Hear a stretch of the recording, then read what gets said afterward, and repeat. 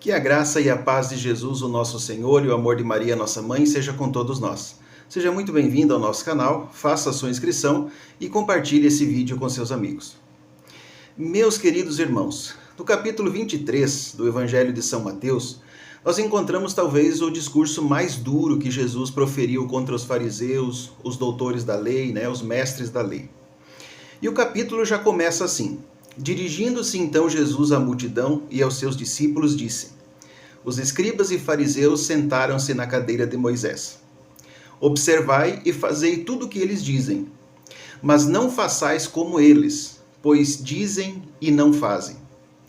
Atam pesados fardos e esmagadores, e com eles sobrecarregam os ombros dos homens, mas não querem movê-los sequer com um dedo. E a partir disso, então, Jesus repete a sentença: ai de vós, escribas e fariseus hipócritas, nos versículos 13, 14, 15, 16, 17, 25, 27 e 29. Todos nós sabemos que hipocrisia é a atitude, como bem disse Jesus, daqueles que dizem, mas não fazem. Como pastor protestante, que eu fui por 20 anos, eu vi esse filme várias vezes, Eu assisti esse filme no cinema, no VHS, no DVD, ao vivo e a cores. E eu estou até preparando um livro que vai se chamar Entre Lobos, onde eu vou contar em pormenores como funciona esse meio, como funciona esse sistema. Mas deixa eu mostrar pelo menos 2 exemplos recentes que retratam exatamente o que eu estou dizendo. O vereador protestante, arauto, defensor da moralidade, que lia a Bíblia nas sessões, na abertura das sessões da Câmara, preso por pedofilia e por uma série de estupros, tinha em casa um arsenal de brinquedos sexuais. Também mantinha 7 namoradas ao mesmo tempo. Se ficasse solto mais um tempo, talvez chegasse ao nível de Salomão. E outro exemplo é do apóstolo de Santa Catarina, que foi exposto em um culto por fiéis que estavam monitorando seus passos e descobriram um caso extraconjugal e além de presentear então essa pessoa com um carro pago pela igreja.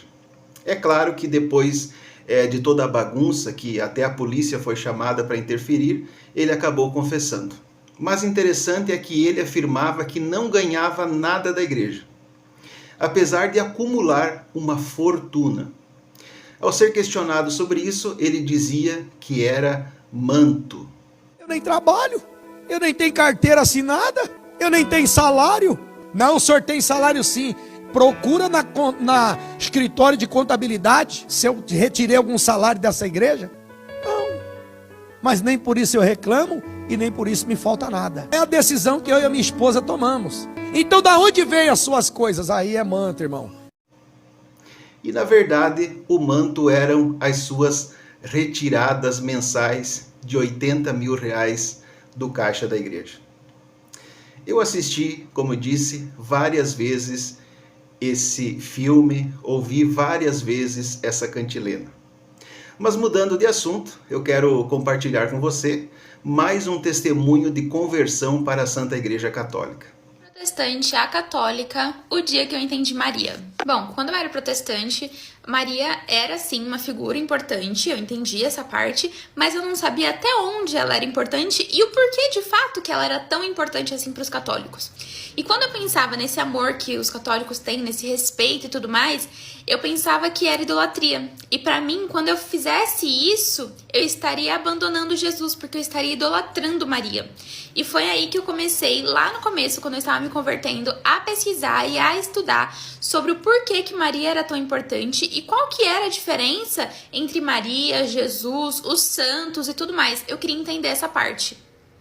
A primeira coisa que eu descobri foi que a Igreja Católica não idolatrava Maria e que isso era uma tremenda heresia de ser dita. Então, existe uma coisa chamada latria. E isso só é designado a Deus. Somente Ele tem essa latria, essa adoração. Maria recebe uma hiperdolia, que é uma honra maior, já que ela foi a mãe de Deus. Então é como se Maria tivesse um grau a mais de respeito entre todos os outros santos. E os santos e anjos recebem uma coisa que se chama dulia. Dulia é também uma veneração, é um respeito também, porém não tão alto quanto Maria e bem mais baixo que o de Deus. Então, basicamente, pensando aqui como se fosse uma pirâmide, seria Deus, Maria e os anjos e santos. E o porquê que Maria tem essa honra especial acima de todos os santos? Porque ela foi a escolhida de Deus. Porque entre todos ela era a cheia de graça. E isso quem diz é o próprio anjo quando vai anunciar a Maria os planos que Deus tinha para ela. Então ele diz: Ave Maria, cheia de graça, o Senhor é convosco. Então o próprio anjo diz isso. Se o próprio anjo dá este grau de importância a Maria, quem somos nós para tratá-la como uma mera humana que pisou nessa terra? E aí, quando eu entendi isso, eu pensei, bom, Jesus poderia ter vindo a este mundo sem Maria, porque ele é poderoso, ele pode fazer da forma que ele quiser. Mas ainda assim, ele quis vir do ventre desta mulher. Ele quis ser criado por esta mulher. Então, se o próprio Deus soberano escolheu ela com tanto carinho, o mínimo que eu posso fazer é amá-la de volta. Porque como que eu posso amar o filho se eu tô rejeitando a mãe? E aí uma outra coisa que eu também não entendi é quando Jesus está na cruz e ele diz para João: eis aí a tua mãe. Quando ele fala isso para João, na verdade, antigamente eu entendia que ele estava falando basicamente com João, única e exclusivamente com João. Mas hoje eu consigo entender que ele não falou só com João. Ele falou comigo, ele falou com você, ele falou com toda a humanidade. Então ele deixa Maria como a nossa mãe aqui na Terra. E isso, assim, foi uma das coisas que quando eu percebi, gente, sabe quando a mente faz pum? Foi basicamente isso. E aí eu compreendi que Maria não nos afasta de Cristo, mas que Cristo veio até nós por meio dela. Então, assim como Maria diz lá nas bodas de Canaã, quando ela olha para os servos e fala: fazei tudo o que ele vos disser, ela também continua fazendo isso hoje. Então Maria ela é como se fosse uma seta que está sempre apontando para Cristo. E hoje eu entendo que amar Maria não é desviar de Cristo. É reconhecer o plano perfeito de Deus, que passou por uma mulher e começou com um sim, que gerou vida e gerou o nosso Salvador. Se você ainda acha que Maria é um exagero, estuda. Pede para Deus para ele abrir o seu coração, para ele abrir o seu entendimento e estuda sobre ela, estuda sobre a vida dela, sobre ela que amou profundamente a Cristo, sobre ela que sentiu na alma o que Cristo sentiu na cruz. Então não tem como nós colocarmos Maria no mesmo patamar de igualdade que todos os outros seres humanos que pisaram nessa terra. E eu tenho a plena certeza de dizer que foi entendendo Maria que eu me aproximei mais de Jesus. E essa foi a minha experiência entendendo Maria.